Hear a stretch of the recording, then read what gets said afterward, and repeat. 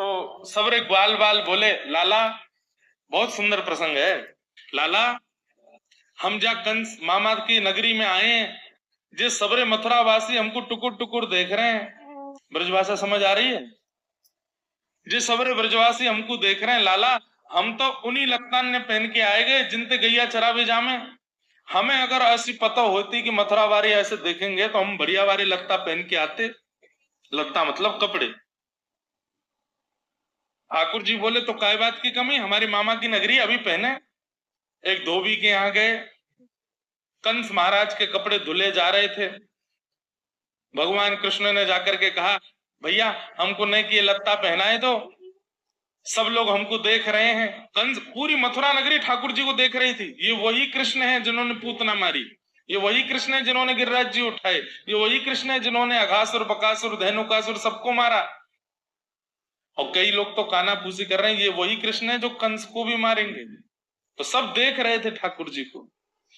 अटारियों पर भीड़ लगी है, जंगलों पर लोग खड़े हैं, द्वार पर लोग खड़े हैं केवल कृष्ण को देखने के लिए। तो ठाकुर जी एक दर्जी के एक धोबी के पास गए और जाके बोले, हमें ये लत्ता दे दो, सब हमको देख रहे हैं। धोबी बोले, कौन हो तुम? बोले, मैं कृष्ण हूं, वृंदावन से आया हूं, मामा कंस ने बुलायो है। अच्छा, तो तुम वही कृष्ण हो जो आज कंस के हाथों मरोगे? ठाकुर जी ने कोई उत्तर नहीं दिया, लेकिन बगल में खड़े सखा बोले, लाला जाकी हिम्मत कैसे भैया ऐसे बोलने की?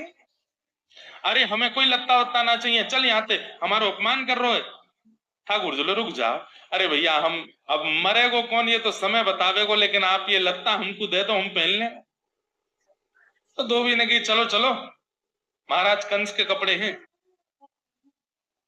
इनकी कण की भी बराबरी नहीं कर पाओगे, तुम इनको पहनने की इच्छा रखते हो? बहुत अपमान किया। तो ठाकुर जी से सब ग्वाल बाल बोले, लाला नहीं कि एक बार या तू अपने पूतना वाले हाथ दिखा दे। ठाकुर जी बोले, अभी दिखाऊं?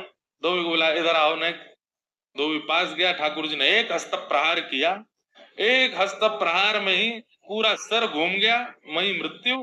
कंस के कपड़े उतार उतार करके सब ग्वाल बाल और ठाकुर जी ने पहन लिए। स्थिति ये हो गई कि बिना झाड़ू के ही सड़क साफ हो रही है।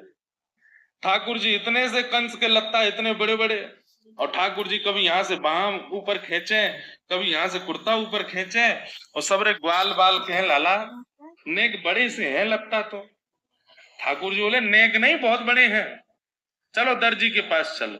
तब एक दर्जी के यहाँ गए। ये वही दर्जी था जो राघव जी के राज्याभिषेक के समय राघव जी की सुंदर पोशाक बनाने के लिए आया था अयोध्या में। लेकिन सब द्वारपालों ने और सब सेनाओं ने इसको कह दिया कि तू भाई नाप ले जा राघव जी का, लेकिन स्पर्श मत करना उनके अंग का। इसने कहा, बिना स्पर्श के कैसे नाप लूंगा मैं? बोले, देखो रघुकुल कमल दिवाकर राम जी हमारे बड़े कोमल हैं, तू अपने हाथ से छुएगा तो उनको श्रम होगा, छूना नहीं। और दो तलवार वाले उसके गर्दन पे तलवार रख के उससे नाप लिखवा रहे, वो दूर दूर से नाप ले रहा था और रोए जा रहा था। परमात्मा के इतने सन्मुख आकर के भी स्पर्श नहीं कर पा रहा। दूर से ही कमर का नाप लेवे, दूर से ही चरणों का नाप लेवे, गले का नाप। ठाकुर जी इतने भावुक हो गए। ठाकुर जी ने उसको कहा, सुन, द्वापर में तू फिर दर्जी बनेगा और मैं कृष्ण बनूंगा, और तब अब तो तू आया मेरे पास, तब मैं आऊंगा तेरे यहाँ, तब तू खूब उमड़ घुमड़ के जहां जहां स्पर्श करना हो सब कर लेना। ठाकुर जी ने जैसे देखे ये कंस के वस्त्र इतने बड़े बड़े, ठाकुर जी तुरंत याद आए, अरे वो दर्जी है मथुरा में, वहां चलो। जैसे ही ठाकुर जी पहुंचे, उस दर्जी को इस जन्म में पता नहीं था, लेकिन जैसे ही श्याम सुंदर को आते देखा, एक क्षण के लिए नेत्र बंद हुए, पूर्व जन्म का पूरा स्मरण हुआ, तुरंत याद आ गया, अरे इन्होंने वचन दिया था कि आएंगे। ठाकुर जी को भीतर लेकर के बोले, अब तो मैं अच्छे से नाप लूंगा। बोले, ले ले। और महाराज कभी कमर पकड़े ठाकुर जी की, कभी हाथ पकड़े ठाकुर जी, कभी चरण पकड़े, और पकड़ करके रोवे, ग्वाल बाल के नाप ले रो है। अरे तू नाप ले रहो कि हमारे लाला के रोम कूपन में घुसवा चारो है? अरे नाप ले, जल्दी कर। तो मैंने ठाकुर जी का नाप लेके वही वस्त्रों को ऑल्टर कर दिया, मतलब ठाकुर जी की फिटिंग हो गई। अब सब ग्वाल बाल बोले, हाँ लाला अब बढ़िया लग रहे हैं। लेकिन लाला ब्रजवासी इनके माथे पे जब तक चंदन ना लगे तब तक आनंद नहीं आवे। इतने में ही कुब्जा आ रही थी सामने से, उसके हाथ में चंदन। ठाकुर जी ने कही रुक जा, अभी चंदन लगवाऊं। हे सुंदरी तुम कहां जा रही हो? अपने आप को सुंदरी संबोधित सुन करके कुब्जा चकित रह गए। मुझे सुंदरी किसने बोला? 3 जगह से मैं टेढ़ी, कुरूप मेरा स्वरूप, कोई मुझसे बात करता नहीं, मुझे सुंदरी कह रहे हैं। ठाकुर जी के समीप गई, भगवान बोले ये चंदन हमको बहुत प्रिय लग रहा है। कुब्जा बोली वैसे तो ये महाराज कंस के लिए घिसा है, लेकिन मेरी अच्छा हो रही, मैं आपको लगा दूं। बोले लगाओ। भगवान के जैसे ही चंदन लगाया, ठाकुर जी ने थोड़ी पकड़ के खींचा, उसको सुंदरी बना दिया। चंदन हो गया, वस्त्र हो गए, सब व्यवस्था हो गई। अंत में सब ब्रजवासी बोले लाला एक एक माला और पड़ी होती गले में तो एक आनंद आ जातो। चंदन भी लग गए, पोशाक भी बन गई, माला गले में होती तब मथुरा में प्रवेश करते तो आनंद आतो। ठाकुर जी बोले चलो माली के यहाँ चले। जैसे ही ठाकुर जी माली के बगीचे में पहुंचे, माली से जाकर के कहने लगे भैया हमको कुछ पुष्प चयन करके माला बना के पहना दो, नहीं हमारी शोभा बनेगी। ठाकुर जी को माला बहुत प्रिय है। कितने श्लोकों में इस बात का वर्णन है। वरहा पीडम नटवर वपुः कर्णयो कर्णकारम विभ्रदवास कनक कपिसम वैजयंतीम च मालाम। रंध्रान वैजंती माला किसको कहते हैं?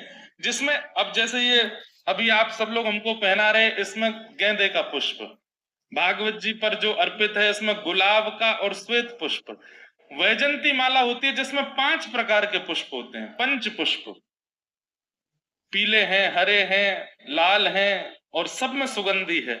और ऐसे नहीं कि बस भर दिए एक के ऊपर एक, उनकी सुंदरता ऐसी है कि बस ठाकुर जी प्रसन्न हो जाए उसको देख के। वही जयंतीम च माला। तो ठाकुर जी ने जाके माली से कहा कि हमको माला पहनाओ। माली बोला सारे पुष्प कंस के सभा में सजावट में लग चुके हैं, अब बगीचे में कुछ नहीं बचा। तो भागवत जी में वर्णन आता है कि जब बगीचे के भीतर पौधों ने देखा कि श्याम सुंदर बाहर खड़े हैं और हमारा चयन करने के लिए आए हैं, और हम इतने दुर्भाग्यशाली कि हमने अपने ऊपर उत्पन्न हुए पुष्पों को कंस की सभा में बेच दिया, तो सारे पौधों ने मन में विचार किया कि हमारा जीवित रहना, हमारा पौधा बनना धिक्कार हो गया कि हम ठाकुर जी की सेवा नहीं कर पा रहे। तब उन सब ने ब्रह्मा जी से प्रार्थना की, हे विधाता आपका नियम है कि महीना 2 महीना में हम पे पुष्प आता है, लेकिन आज सुबह ही हमारे पुष्प तोड़ लिए गए हैं कंस की सेवा के लिए, लेकिन हम तो वास्तव में पृथ्वी पर इनकी सेवा के लिए आए हैं। कृपा करके भले ही हमारे प्राण हरण कर लीजिए, लेकिन अभी इसी वक्त पुष्प प्रकट कर दो ताकि हम इनकी सेवा कर सकें। ब्रह्मा जी ने उन सबके भाव को पूर्ण किया, और सुबह जो पुष्प तोड़े जा चुके थे, पौधे सब खाली थे,